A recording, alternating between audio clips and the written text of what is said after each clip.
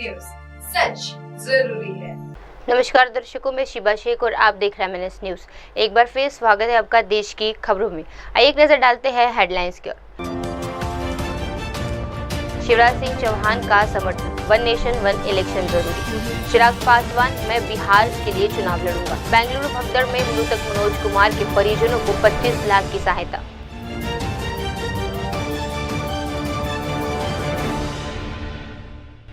आइए देखते हैं खबरें विस्तार से। शिवराज सिंह चौहान का समर्थन, वन नेशन वन इलेक्शन जरूरी। बेंगलुरु में केंद्रीय मंत्री शिवराज सिंह चौहान ने वन नेशन वन इलेक्शन अभियान के तहत आयोजित एक कार्यक्रम को संबोधित किया। उन्होंने कहा कि भारत जैसे विशाल लोकतंत्र में लगातार चुनावी प्रक्रिया से नीति निर्माण और दीर्घकालीन लक्षणों को भारी नुकसान पहुंचता है। हमारे देश में हर समय कोई न कोई राज्य चुनाव की तैयारियों में लगा होता है। इससे न केवल संसाधनों की बर्बादी होती है, बल्कि सरकारी नीति संचालित काम करने के बजाय चुनावी लाभ के फैसले करने लगती है। शिवराज सिंह चौहान ने ये भी कहा कि अब देश को एक साथ चुनावी की ओर बढ़ना चाहिए। कम से कम लोकसभा और विधानसभा चुनावों को एक साथ कराने की पहल होनी चाहिए। इससे समय और पैसे दोनों की बचत होती है और नीतिगत स्थिरता आएगी। उन्होंने ये भी बताया कि इस विषय पर देशव्यापी संवाद चल रहा है और सभी पक्षों से राय ली जा रही है। हमारे देश में 5 साल 12 महीने 24 घंटे चुनाव की तैयारी में सारे राजनीतिक दल लगे रहते हैं और इससे हमारी एनर्जी का बड़ा हिस्सा, चाहे वो राजनेता हो, निर्वाचित जनप्रतिनिधि हो, MLA MP से लगा के मंत्री मुख्यमंत्री तक, सब चुनाव की तैयारी में व्यस्त रहते हैं।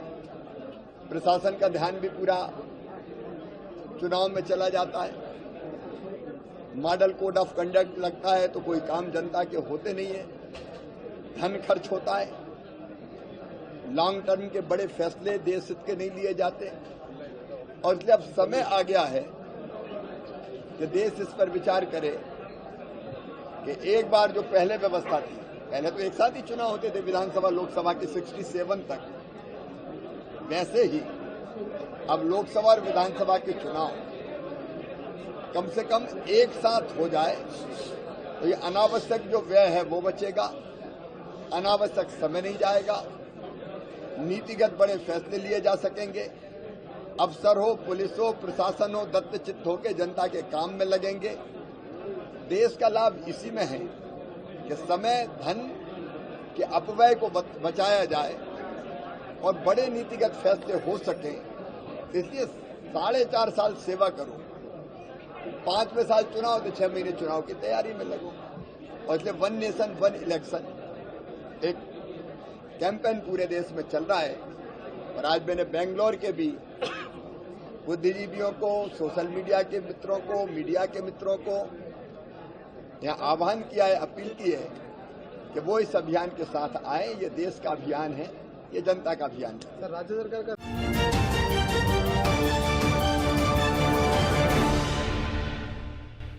आइए बढ़ते हैं अगली खबर की ओर। चिराग पासवान, मैं बिहार के लिए चुनाव लड़ूंगा। भोजपुर की एक जनसभा में केंद्रीय मंत्री और लोक जनशक्ति पार्टी के नेता चिराग पासवान ने भावुक और राजनीतिक दोनों ही अंदाज में लोगों को संबोधित किया। अपने भाषण में उन्होंने कहा, मैं यही नहीं कहूंगा कि मुझे कौन सी सीट चाहिए, मैं ये भी तय नहीं करूंगा कि मुझे विधानसभा चुनाव लड़ना है या नहीं। ये फैसला बिहार की जनता पर छोड़ता हूँ। अगर आप चाहेंगे तो मैं चुनाव लड़ूंगा, जहां से आप कहेंगे वहीं से। चिराग पासवान का ये बयान न सिर्फ जनता से जुड़ाव की कोशिश के तौर पर देखा जा रहा है, बल्कि ये आने वाले बिहार विधानसभा चुनाव की तैयारी का संकेत भी देता है। उन्होंने ये भी स्पष्ट किया कि उनका मकसद बिहार के लिए लड़ना है, न कि केवल बिहार से यानी राजनीतिक से आगे बढ़कर विकास और नेतृत्व की भूमिका में आना है।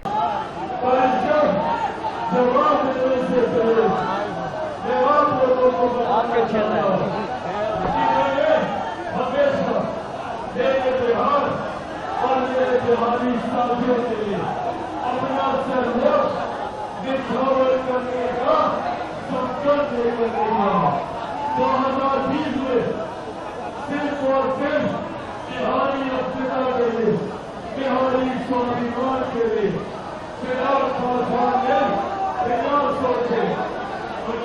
चुनाव लड़ने का फैसला लिया क्योंकि आप लोग चाहते थे कि मैं अकेला चुनाव लड़ूं और बिहार पर और बिहारी पर चुनाव जीतूं।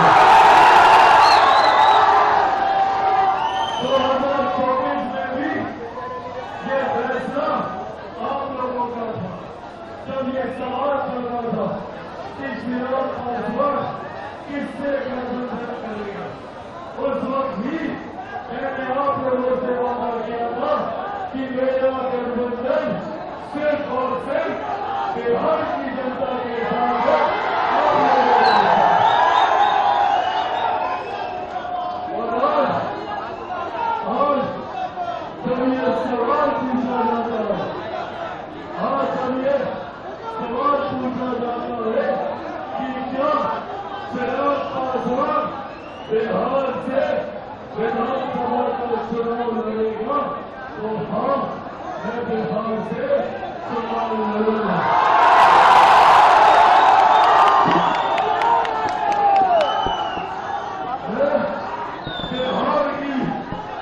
मैं बिहार की 241 सीटों पर चुनाव लड़ूंगा।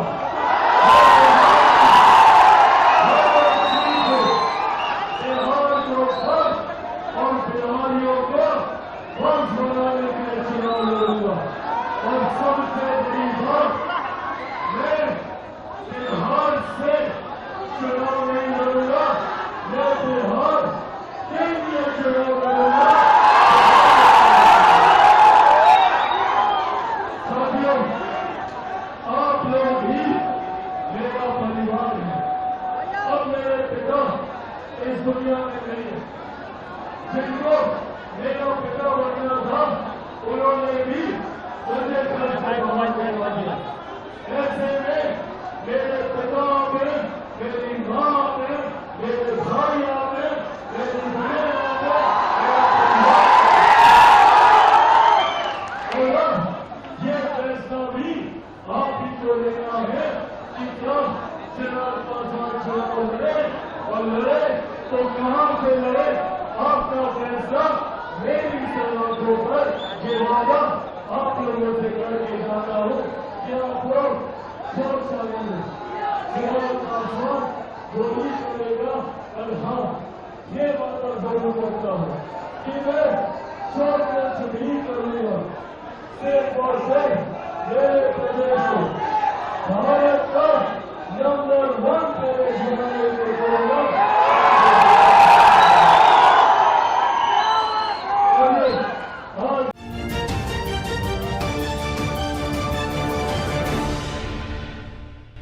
ये बढ़ते हैं अगली खबर की ओर।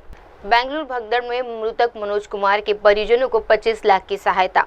बेंगलुरु में हाल ही में हुई भगदड़ की घटना में जहां 11 लोगों की दर्दनाक मौत हो गई, उनमें से एक मृतक मनोज कुमार तुमकुर के डिप्टी कमिश्नर शुभ कल्याण ने जानकारी दी। मुख्यमंत्री कार्यालय से आज हमें ये निर्देश मिला कि मनोज कुमार के परिजनों को तुरंत आर्थिक सहायता दी जाए। उसी के तहत हमने उसके पिता श्री देवराज को 25 लाख रुपए की राहत राशि का चेक सौंपा दिया है। इस कदम का ये उद्देश्य पीड़ित परिवार को त्वरित राहत देना है।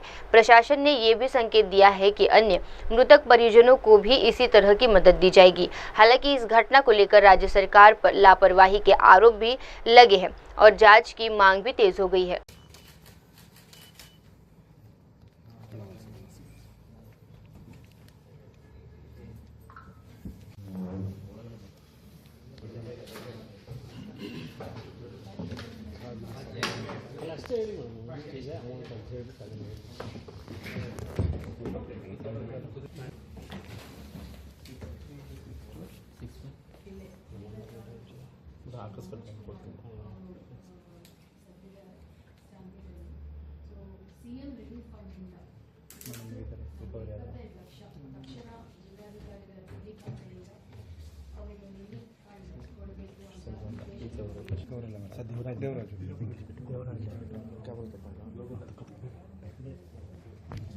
June 4th in Chinnaswamy Stadium at Bangalore.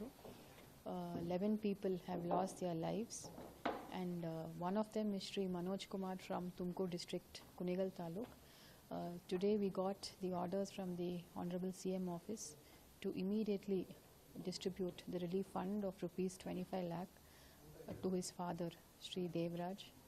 So we immediately called him and we have handed over the check of rupees 25 lakh from the relief fund of CM to Shri Devraj, Manoj's father.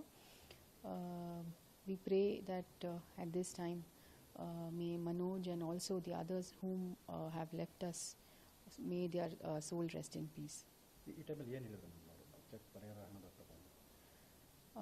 He shared the fact that though the relief amount is given, he might not get his son back, which is true. And he also said that he is not an ardent fan of IPL, but his son was, and he had a lot of dreams for his son. And his son was also a topper, and he had scored more than 85% in SSLC, and he was slated to go to foreign for job opportunities. And so all his dreams, which his father carries, has not seen the day of light, so which is very unfortunate. But we have to accept the hard reality and move on. So he said that he has to take care of his daughter, who is still dependent on him, and his wife. So this relief amount might be helpful to the daughter and his wife.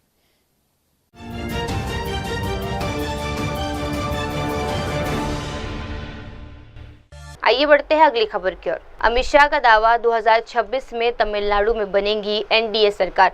Tamil Nadu के मुंदुरई में एक जनसभा को संबोधित करते हुए केंद्रीय गृह मंत्री अमित शाह ने राज्य की राजनीति को लेकर बड़ा दावा किया। उन्होंने कहा कि 2026 में भाजपा AIADMK के गठबंधन की एनडीए सरकार तमिलनाडु में बनेगी। मैं दिल्ली में रहता हूं, लेकिन मेरा काम हमेशा तमिलनाडु की धरती की धड़कनों में रहते हैं। शाह ने मुख्यमंत्री MK स्टैलिन पर भी तीखा हमला किया। उन्होंने कहा कि स्टैलिन कहते हैं अमित शाह DMK को नहीं हरा सकते। वे सही कहते हैं, क्योंकि अमित शाह नहीं बल्कि तमिलनाडु की जनता DMK को हराएगी। ये बयान ऐसे समय आया है जब राज्य में भाजपा स्थानीय स्तर पर जनाधार बढ़ाने के प्रयास में लगी हुई है और AIADMK के साथ संबंधों को फिर से मजबूत करने की चर्चा भी तेज हो गई है। इस तमिलनाडु में फिर से एक बार एनडीए की सरकार बनने जा रही है। भारतीय जनता पार्टी AIADMK की सरकार बनने जा रही है। உங்ககிட்ட எல்லாம் சொல்றேன், வரக்கூடிய 2026 ஆண்டு தேர்தலில் என்டிஏ கூட்டணி மிகப்பெரிய வெற்றியை பெற்று பாரதிய ஜனதா கட்சி அதிமுகவின் கூட்டணி ஆட்சி அமைக்கும்। मैं रहता तो दिल्ली में हूं, मगर मेरे कान तमिलनाडु पर लगे हुए रहते हैं। நான் எந்த நாட்டின் எந்த பகுதியில் இருந்தாலும் என்னுடைய காதுகளும் என்னுடைய சிந்தனைகளும் தமிழ்நாட்டின் மேலதான் இருக்கிறது। ये मुख्यमंत्री जी कहते हैं कि अमित शाह DMK को नहीं हरा सकते। स्टालिन साहब, आप सही कहते हो, मैं DMK को नहीं हरा सकता, मगर तमिलनाडु की जनता DMK को हरा सकती है। இந்த நாட் जिन्होंने बहुत अच्छे तरीके से पार्टी को आगे बढ़ाया, ऐसे हमारे पूर्व अध्यक्ष के अन्नामलाई जी,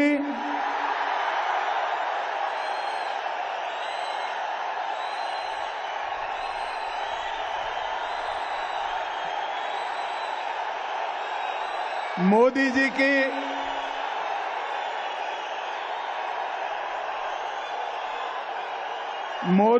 की मंत्री परिषद में मेरे साथी डॉक्टर L मुरुगन जी,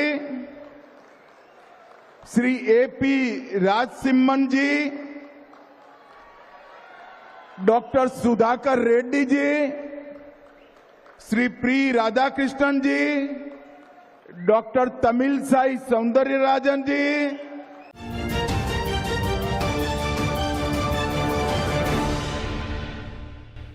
आइए बढ़ते हैं अगली खबर की ओर।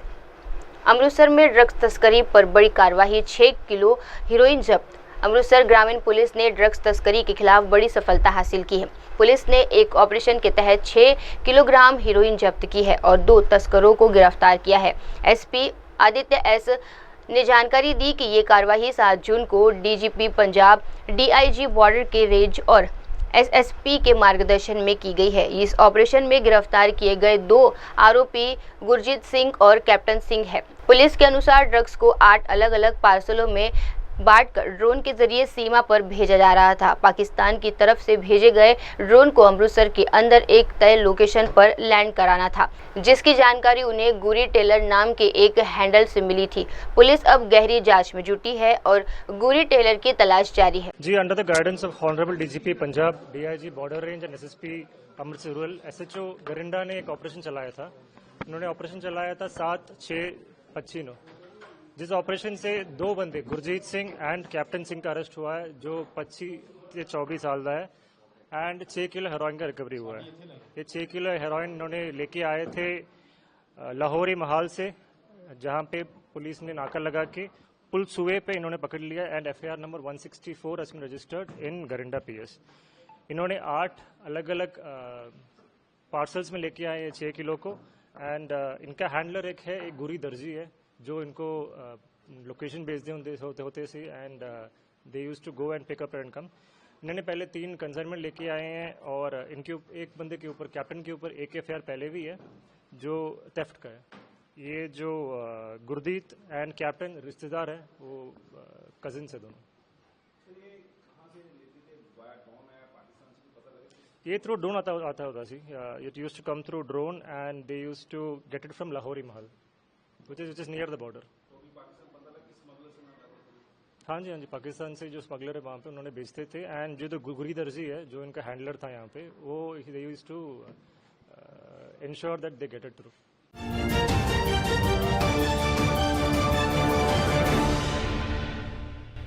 आइए बढ़ते हैं अगली खबर की ओर। राहुल गांधी नहीं जानते कि वे क्या कहते हैं, नित्यानंद राय का हमला।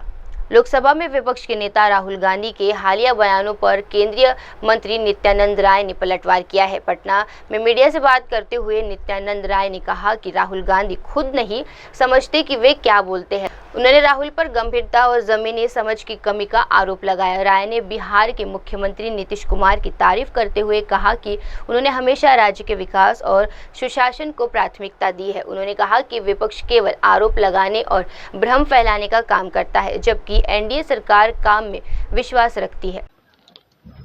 क्या आप बोलेंगे, कांग्रेस के लोग और कुछ भी बोल देते हैं, खुद को पता नहीं होता है। राहुल गांधी सवाल खड़ा कर रहे हैं महाराज चुनाव को लेकर के, कहा रहे हैं कि मैच पहले से फिक्सिंग था और अब फिर बिहार में भी। राहुल जी को खुद नहीं पता होता है कि वो क्या बोलते हैं। और चिराग पासवान युवा शक्ति के आगाज कर रहे हैं, बता रहे कि बिहार में युवाओं की सरकार बनेगी। नीतीश कुमार के पूरा एनडीए युवा सम्मान के लिए काम करते हैं, युवा कल्याण के लिए काम करते हैं। बिहार में तो नीतीश कुमार मुख्यमंत्री है, तो युवा के लिए एक नीतीश कुमार जी बिहार के विकास के लिए हमेशा काम किए हैं, सुशासन के लिए काम किए हैं। तेजस्वी यादव है लगातार मुख्यमंत्री नीतीश कुमार पर हमला कर रहा है, वो कह रहे कि अचेत अवस्था में मुख्यमंत्री चलेगा। तेजस्वी जी को खुद होश नहीं रहता है, परिवारवाद से उनको फुर्सत नहीं मिलती है और हमेशा अपने परिवार की बात करते हैं। भ्रष्टाचार में और कदाचार में लिप्त रहना उनका स्वभाव है। दरभंगा की घटना बहुत आश्चर्यजनक है और जो भारतीय जनता पार्टी के वहाँ हमारे जिला अध्यक्ष पर लाठीचार्ज हो गया है, हमारे कार्यकर्ता भाइयों बहनों पर घोर अनर्थ है, बहुत ही बड़ा अत्याचार है। मैं दुखी हूँ, व्यथित हूँ। एडीजीपी मुख्यालय से मैं दिल्ली पहुंचकर बात करूंगा। धन्यवाद।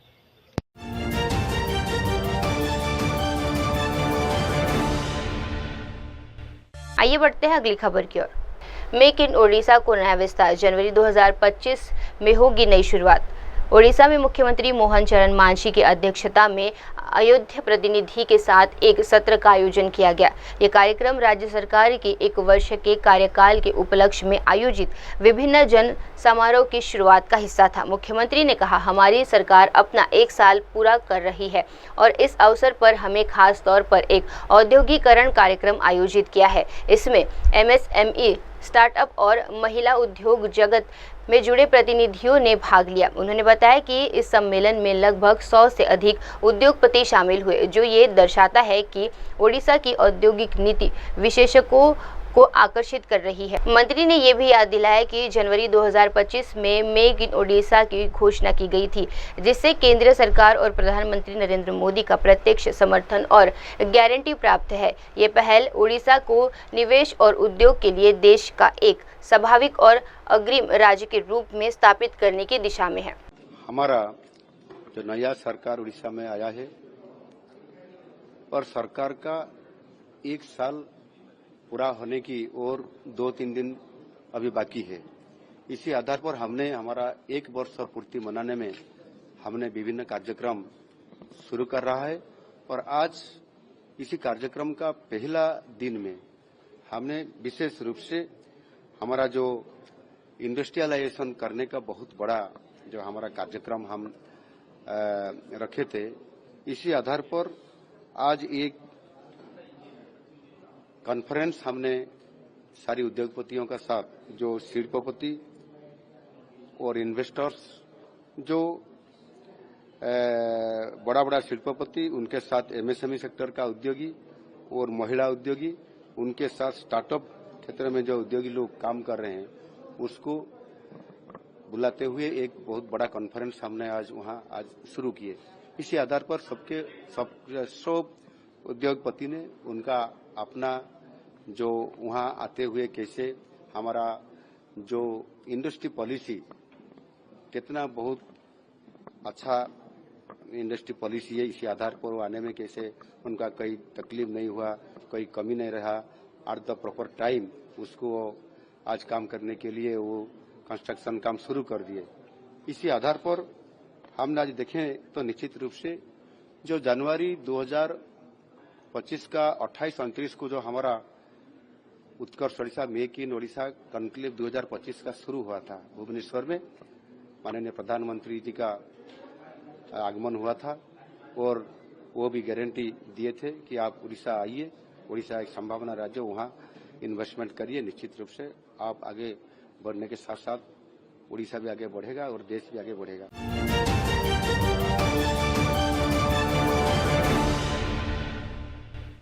आइए बढ़ते हैं अगली खबर की ओर। त्रिपुरा में विकास की गति तेज, मुख्यमंत्री मानिक साहा का बयान। त्रिपुरा के मुख्यमंत्री मानिक साहा ने हाल ही में एक महत्वपूर्ण बयान दिया। उन्होंने कहा कि त्रिपुरा में जो विकास की प्रक्रिया चल रही है, वे प्रधानमंत्री नरेंद्र मोदी के नेतृत्व में पूरे देश के विकास की दिशा में एक मजबूत कदम है। मुख्यमंत्री साहा ने खास तौर पर प्रधानमंत्री नरेंद्र मोदी का धन्यवाद किया, जिसके प्रयासों से त्रिपुरा के हर गाँव और शहर में प्रगति की नई किरणें देखने को मिल रही है।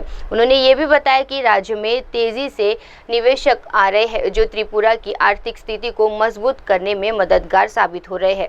मानिक साहा ने विश्वास जताया कि इस प्रकार की प्रगति से भारत की निश्चित रूप से 2047 तक एक विकसित राष्ट्र बन जाएगा। ये बयान केवल त्रिपुरा के विकास की दिशा में एक सकारात्मक संकेत है, बल्कि पूरे देश के उज्जवल भविष्य का भी घोतक है। त्रिपुरा में जिस तरह डेवलपमेंट हो रहा है और खास करके हमारे यशस्वी प्रधानमंत्री नरेंद्र मोदी जी जिस तरह पूरा देश को आगे बढ़ाने का जो काम उन्होंने कर रहे हैं, उस हिसाब से त्रिपुरा में भी एक से एक जो ग्राम और शहर जो भी है, सबको जिस तरह उन्होंने आगे बढ़ाने का कोशिश कर रहे हैं, मैं उनको धन्यवाद देना चाहता हूं।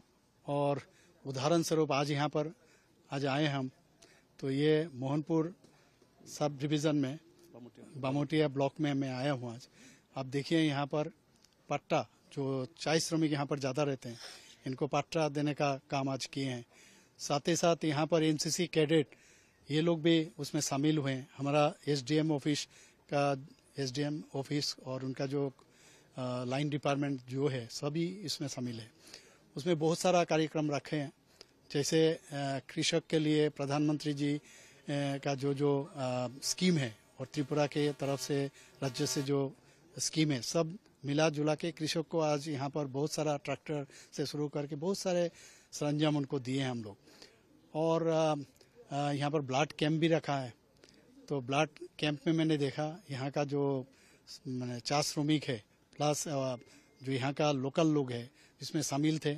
और सिर्फ ये नहीं है, जितना सर्टिफिकेट एडमिनिस्ट्रेटिव जो कैंप भी यहाँ लगाया था, प्रति घर सुशासन हम लोग किए थे। आपको मालूम है जो प्रधानमंत्री जी का जन्मदिन पर 17 सितंबर 2022 से शुरू किया था और फिर हम लोग नेक्स्ट ईयर 2023 में हम लोग फिर किए थे। तो प्रति घर सुशासन 2.0 एंड 2.1 एंड 2.2 किए थे।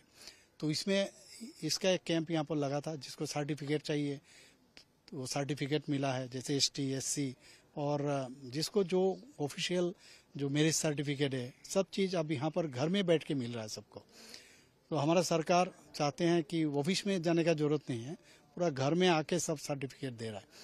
और जैसे OBC सर्टिफिकेट भी हमने दिया है यहाँ पर, पट्टा तो दिए हैं यहाँ पर, अबाउट 82 पट्टास दिए हैं यहाँ पर, पहले भी बहुत सारा दिए हैं। तो अपना जो जिनके पास जमीन नहीं था उनको जमीन अभी मिल गया। तो इन लोगों को 40 श्रमिक का ये जानते हैं, पहले हम लोग देखें 35 साल पहले वाम फ्रंट के टाइम में यहाँ पर बहुत ही अवस्था खराब था। तो हम लोग 2018 के बाद भारतीय जनता पार्टी का सरकार यहाँ आने के बाद जिस तरह मुख्यमंत्री चाह प्रकल्प अभियान हम लोग शुरू किया, माननीय स्वराष्ट्र मंत्री जी आके ओपन किया था ये प्रकल्प। तो इससे अभी भी इनको एजुकेशन हो, इनका स्वास्थ्य व्यवस्था हो, हर चीज़ में हम लोग कोशिश कर रहे हैं उनको अर्थ सामाजिक उन्नयन हो। इस हिसाब से आज का यहाँ पर कैंप हुआ। अब यहाँ पर आज आए हो, आप देखो मुख्यमंत्री जो आयुष्मान आवास योजना, प्रधानमंत्री आवास योजना जो है वो आज यहाँ पर एक हम लोग इनोग्रेट किया है। कितना अच्छा यहाँ पर भी। और मुख्यमंत्री जन आरोग्य योजना में भी बहुत सारा आज यहाँ पर आभा सर्टिफिकेट और ये भी सर्टिफिकेट यहाँ पर दिए। तो कुल मिलाकर बहुत ही अच्छा काम हो रहा है और त्रिपुरा आगे बढ़ रहा है और ये फ्रंट रनर स्टेट अभी बन रहा है। यहाँ पर हीरा मॉडल प्रधानमंत्री जी दिए हैं, तो इसका भी हम लोग अभी उसका एडवांटेज हम लोग ले रहे हैं। बाहर से काफ़ी इन्वेस्टर्स आ रहे हैं। आप जानते हैं नॉर्थ ईस्टर्न जोन में अभी काफ़ी इन्वेस्टर्स त्रिपुरा में आ रहे हैं। त्रिपुरा आगे बढ़ रहा है और भारत भी आगे बढ़ेगा। प्रधानमंत्री जी विकसित भारत 2047 में उन्होंने रखा, ये जरूर बनेगा।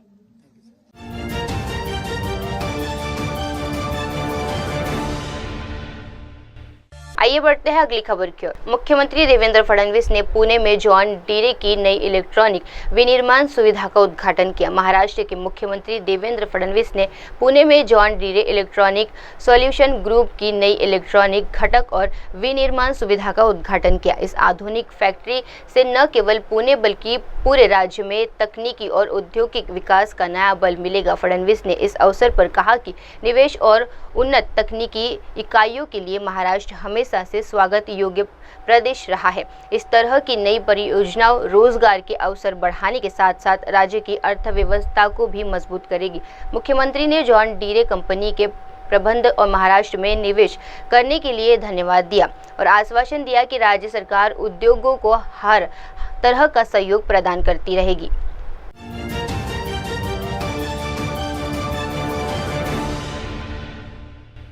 आइए बढ़ते हैं अगली खबर की ओर। जलवायु परिवर्तन से प्रभावित कृषि क्षेत्र में स्मार्ट तकनीकों की बढ़ती मांगे।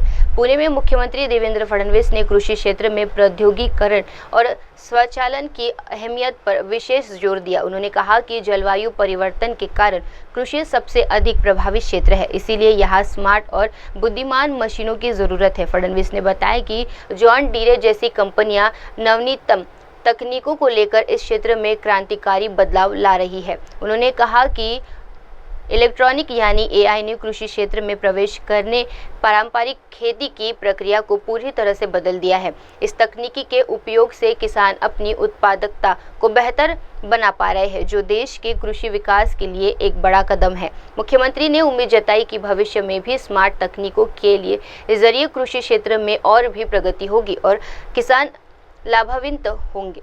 Providing smart solutions to our farmers. I think more than any other area, agriculture is something which requires automation the most, which requires intelligent machines the most, which requires technology the most. And I think that has been at your core, and that is why for all processes, right from preparing the field to sowing, taking care of crop, and also harvesting, the entire cycle is provided technology and smart machines by John Deere. I think today, when we see that due to climate change, farming sector is most affected and you require smart solutions in the farming sector, I think companies like John Deere are doing a very smart job by providing all the new technologies.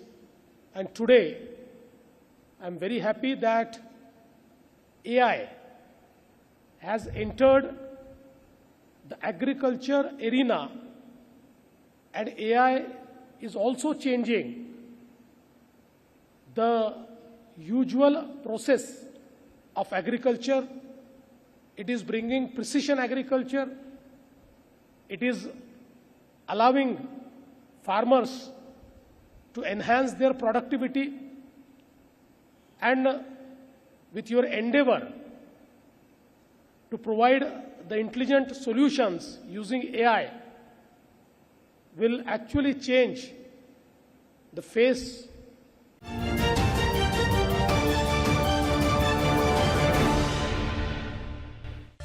आइए बढ़ते हैं अगली खबर की ओर। राहुल गांधी के fixing वाले आरोप पर भाजपा कांग्रेस में जुबानी जंग। महाराष्ट्र में वॉर पलटवार तेज। महाराष्ट्र में 2024 के विधानसभा चुनाव को लेकर कांग्रेस नेता राहुल गांधी की तरफ से लगाए गए मैच फिक्सिंग में आरोप ने बड़ा राजनीतिक विवाद खड़ा कर दिया है। राहुल गांधी ने एक अखबार में लेख लिखकर चुनाव प्रक्रिया पर गंभीर सवाल उठाए, जिसे लेकर बीजेपी और कांग्रेस के नेताओं के बीच जुबानी जंग छिड़ गई। महाराष्ट्र के मुख्यमंत्री देवेंद्र फडणवीस ने राहुल गांधी के आरोपों को खारिज करते हुए कहा, मैं राहुल गांधी से बस एक बात कहना चाहता हूं कि वे पूरी जिंदगी एक ही गलती कर रहे हैं। गंदगी उनके चेहरे पर थी, लेकिन वे आईना साफ करते रहे। सीएम फडणवीस ने एक लेख के जरिए कहा कि राहुल गांधी जनता के फैसले को स्वीकार नहीं कर पा रहे हैं, इसलिए लोकतंत्र और चुनाव आयोग पर सवाल उठा रहे हैं। उन्होंने आरोप लगाया कि कांग्रेस नेता बार बार जनमत का अपमान कर रहे हैं। चुनाव आयोग फिक्सिंग करता है और बिहार के चुनाव को लेकर इसका मतलब यह है कि राहुल गांधी इन्होंने बिहार में अपनी हार मान ली है। मैं हमेशा ये कहता हूँ कि जब तक राहुल गांधी जमीन पर नहीं उतरेंगे, तथ्यों को जब तक वो नहीं समझेंगे और जब तक अपने आप से झूठ बोलेंगे, अपने आप को झूठा आश्वासन और झूठा दिलासा देंगे, तब तक उनकी पार्टी कभी जीत नहीं सकती। उनको जागना ही पड़ेगा, यथार्थ समझना ही पड़ेगा, नहीं तो ऐसी बेसिर पैर बातें वो हमेशा करते रहेंगे, हमेशा झूठ बोलते रहेंगे, हमेशा मतदाताओं का अपमान करते रहेंगे।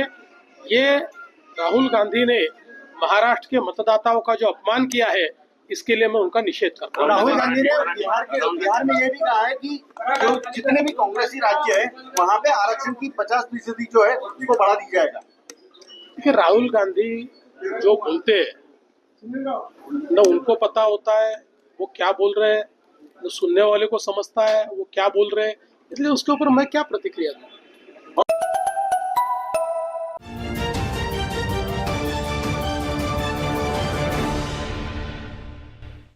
आइए बढ़ते हैं अगली खबर की ओर। राजा रघुवंशी केस में बड़ा खुलासा। मेघालय में संदिग्ध हालातों में हुई राजा रघुवंशी की मौत के बाद अब एक नया मोड़ सामने आया है। राजा की पत्नी सोनम रघुवंशी को उत्तर प्रदेश के गाजीपुर में बदनाम किया गया। राजा रघुवंशी के भाई विपुल रघुवंशी ने दावा किया है कि उन्हें देर रात करीब 2 बजे एक शख्स गोविंद ने कॉल कर बताया कि सोनम गाजीपुर में मिली। विपुल के मुताबिक सोनम ने सरेंडर नहीं किया बल्कि उसे पुलिस ने पकड़ा है। परिवार का कहना है कि जब तक सोनम खुद को ये कबूल नहीं करती कि वे खुद आरोपी है तब तक वे इस पर विश्वास नहीं करेंगे। विपुल रघुवंशी का कहना है कि राजा और सोनम अपनी शादी से खुश नहीं थे और पुलिस अब तक पोस्टमार्टम रिपोर्ट भी नहीं सौंप पाई है। परिवार लगातार मेघालय पुलिस के संपर्क में रहा है लेकिन उन्हें कोई स्पष्ट जानकारी नहीं मिल रही। सवाल ये भी उठ रहे हैं कि सोनम आखिरकार गाजियापुर तक कैसे पहुंची। परिवार ने सख्त कार्रवाई की मांग की है। देखिए, मेरी बात रात को गोविंद से करीब अपने 2 बजे करीब बात हुई थी मेरी, और गोविंद ने कहा था भैया मेरी सोनम से बातचीत हुई 2:45 बजे करीब, और सोनम ने कहा भैया मैं यहाँ पे हूँ अभी भी और अपने करीब यूपी में। और यूपी में कंफर्म उसको सोनम को इसलिए नहीं था, तो वहाँ पे जो 2 लोग थे जिनके थ्रू उन्होंने फ़ोन पे बात करी सोनम ने थी, तो सोनम ने कहा था बोले मैं बिट्टी बोल रही हूँ, उसका नाम घर का नाम बिट्टी है। तो गोविंद ने कहा तो बिट्टी बोल रहे थे, मुझे वीडियो कॉलिंग कर, मुझे कंफर्म कर पहले तू है तो कौन है दूसरा है। तो उसने जब सारी बातें वीडियो कॉलिंग पे करके क्लियर करी, फोटो दिखाई उसने, वीडियो कॉलिंग करी उसने, तो सोनम को समझ गया था वो। तो गोविंद बोले हाँ सोनम ही है। तो फिर हम लोगों ने वहाँ पे जैसे कि यूपी पुलिस जो है उनसे संपर्क करा, और संपर्क करके फिर उनको बताया गया सर वहाँ पे सोनम रघुवंशी जो है एक जंगल में अकेली खड़ी है, तो आप वहाँ पे चले जाइए और जाके वहाँ से उसको ले आइए। तो यूपी पुलिस वहाँ पे आना हुआ है और सोनम को सेफ लेके गई है वहाँ से। इसमें ये मीडिया में चल रहा है, तो इसमें अभी तो यूपी पुलिस बोल रही है और अपने मेघालय पुलिस बोल रही है तो सोनम रघुवंशी जो है उसने सिलेंडर किया गया, सिलेंडर उसने नहीं किया है, ये बात झूठ है पहली चीज़ तो। और अभी सोनम जो है, सोनम अभी आरोपी मानी नहीं गई है, उसमें जो आरोप लगाए गए अभी अलग गए हैं। जो 3 लोग अभी इंदौर में जो पकड़े गए हैं, जब तक सोनम रघुवंशी मुझसे नहीं बोल देगी जब तक हम लोग मानने राजी नहीं बात को। भैया कोई राज कुशवाहा का भी नाम सामने आ रहा है, उससे कुछ शायद सोनम का पहले दोस्ती थी या फिर राज कुशवाहा हम लोग नहीं जानते कौन है ये।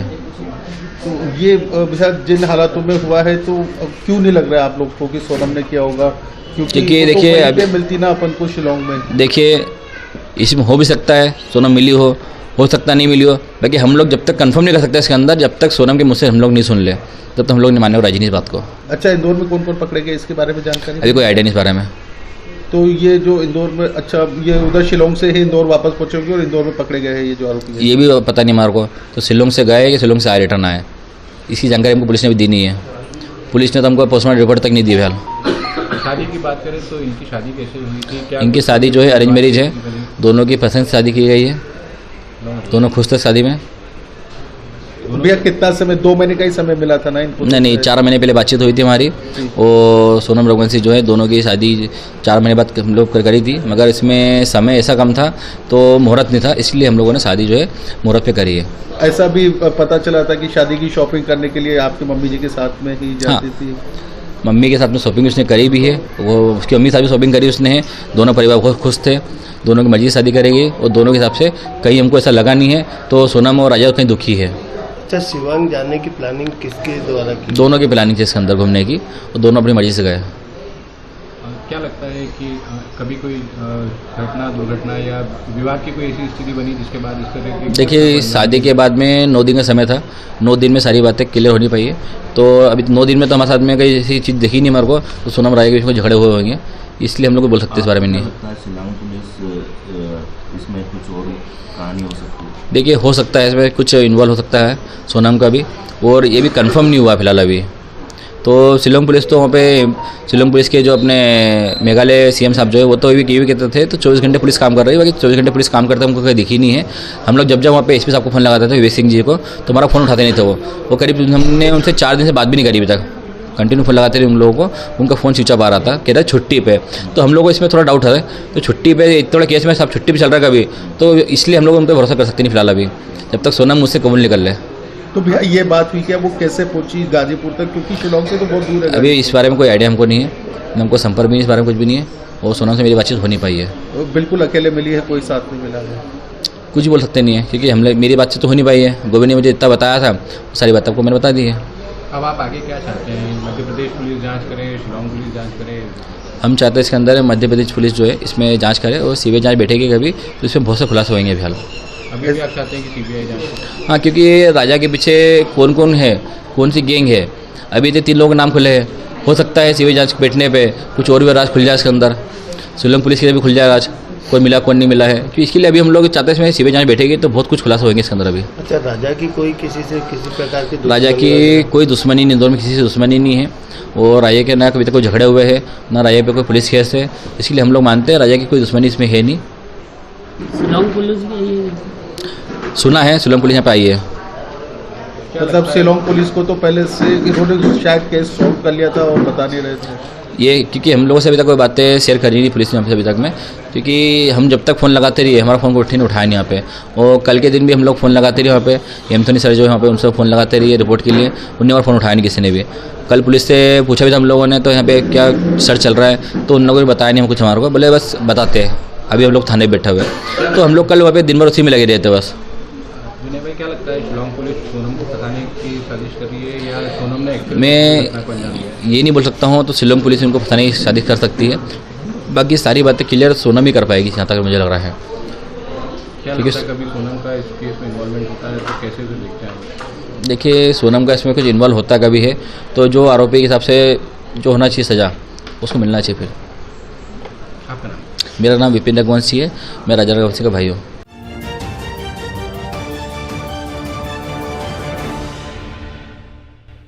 आइए बढ़ते हैं अगली खबर की ओर।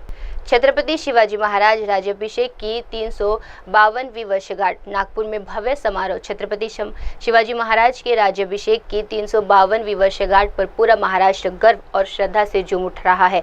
नागपुर में आयोजित समारोह में बड़ी संख्या में लोग एकत्र हुए हैं। शिव प्रेमियों ने पारंपरिक वेशभूषा में शोभा यात्रा निकाली और ढोल ताशों के साथ पूरे शहर में उत्सव जैसा माहौल देखने को मिला। सरकारी और सामाजिक संस्थानों की ओर से श्रद्धांजलि अर्पित की जा रही है। मंच पर वक्ताओं ने शिवाजी महाराज के शौर्य, प्रशासनिक दक्षता मंच पर वक्ताओं ने शिवाजी महाराज के शौर्य, प्रशासनिक दक्षता और जनहितकारी निर्णयों को याद किया। राज्य सरकार की ओर से भी समारोह को लेकर विशेष आयोजन किए गए हैं।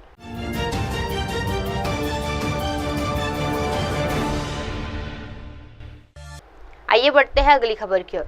सुहास शेट्टी हत्याकांड पर एनआईए जांच की मांग। केंद्र ने दी सहमति। कर्नाटक में एक बार फिर सियासी माहौल गर्मा गया है। भाजपा के प्रदेश अध्यक्ष बीवाई विजेंद्र के सिद्धू मौर्य सरकार पर गंभीर आरोप लगाए हैं। विजेंद्र का कहना है कि जब से कांग्रेस सत्ता में आई है, राज्य में हिंदू कार्यकर्ताओं पर लगातार हमले हो रहे हैं। उन्होंने सीधे तौर पर सिद्धू मौर्य सरकार की त्रुटिकरण की नीति को इसके लिए जिम्मेदार ठहराया और आरोप लगाया कि अब तक किसी भी संगठन या देश विरोधी तत्वों पर कोई सख्त कार्रवाई नहीं की गई है। विजेंद्र ने हाल ही में हुए सुहास शेट्टी हत्याकांड का जिक्र करते हुए कहा कि राज्य के गृह मंत्री को पीड़ित परिवार के घर जाकर कार्यक्रम तक रद्द करना पड़ा। उन्होंने आरोप लगाया कि सरकार का रवैया पूरी तरह से हिंदू विरोधी है। बीजेपी ने इस मामले में राज्यपाल से मुलाकात कर एनआईए जांच की मांग की थी। राज्य सरकार ने भले ही इसे अस्वीकार किया, लेकिन विजेंद्र का दावा है कि केंद्र सरकार ने इस जांच को मंजूरी दे दी है। Last couple of years after Congress has come to power here in Karnataka, consistently Hindu Karyakartas has been attacked. BJP leaders has been targeted by Siddaramaiah government. But due to the appeasement politics of Siddaramaiah government, there is no action taken against any organization, SDPI or any organization or any anti-national elements, because Muslims will be upset. because of the attitude of the state government, Siddaramaiah government, Hindu Karyakartas are afraid. They are frightened about this government. In the recent Suhas Shetty murder case also, Home Minister was stopped visiting Suhas Shetty's house after the murder took place. He was forced to cancel his visit. So this is the attitude which clearly shows this Siddaramaiah government is anti-Hindu. This Siddaramaiah government does not stoop to any level to threaten Hindu Karyakartas. Bharatiya Janata Party, we had met Honorable Governor. We demanded NIA investigation by National Investigation Agency, which state government did not accept. But fortunately, we are thankful to our Home Minister Amit Shah ji and our National President Nadda ji for accepting our demand and for referring the matter to NIA. So we welcome this move by the central government, and we are visiting Mangalore today to speak to our cadres, to Hindu Karyakartas, and also to seek their opinion about the entire episode. Regarding stampede, the state government is increasing the compensation 5 lakh to 25 lakh rupees. We had demanded at least 50 lakh compensation because this entire tragedy, the stampede incident at Chinnaswamy Stadium, was due to the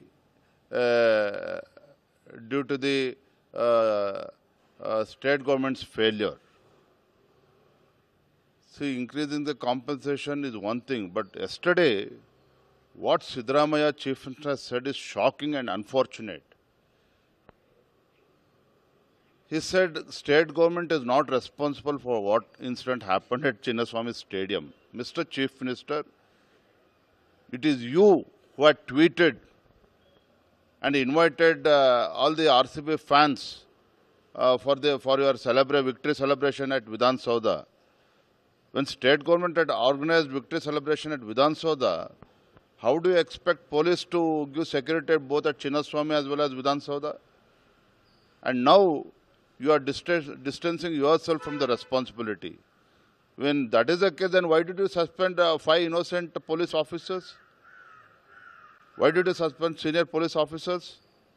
So Siddaramaiah's attitude clearly indicates he is trying to escape, especially after the High Court's observation.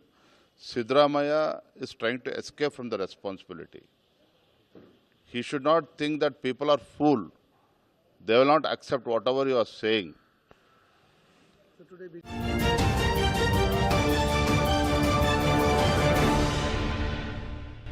आइए बढ़ते हैं अगली खबर की ओर।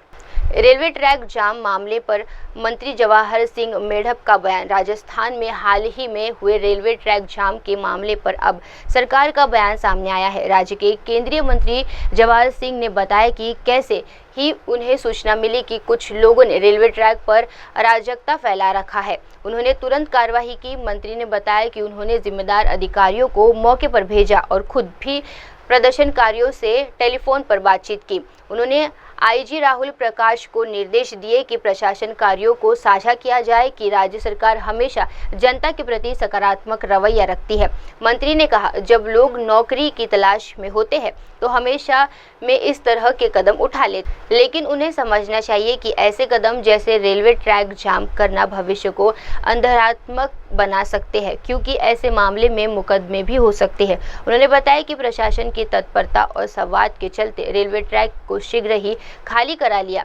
जवाहर सिंह ने 5 युवाओं को और प्रशासनों को इस संवेदनशील मामले में समय और सहयोग के लिए धन्यवाद भी दिया है। महापंचायत की घोषणा हुई थी, उस घोषणा के तुरंत बाद से ही वो इस बात को लेकर संदेश दिया उन्होंने कि सरकार से बैठ करके वार्ता होनी चाहिए और जो भी कोई गुर्जर समाज के इश्यूज हैं उस पर विधि सम्मत कार्रवाई करने के लिए सरकार हमेशा तैयार है। ये चर्चा कई दिन से चलती रही और चलने के बाद जब भाई विजय बैंसला जी का कॉल आया कि भाई हम गाजीपुर बैठ लेते हैं और पंच पटेल 80 गांवों के रहेंगे, उसमें बैठ करके चर्चा करके इसका समाधान निकालते हैं। मैं वहां पहुंचा भी, भाई विजय जी किसी कारणवश नहीं आ पाए होंगे, उस दिन बात नहीं हो पाई। और कल जब महापंचायत हुई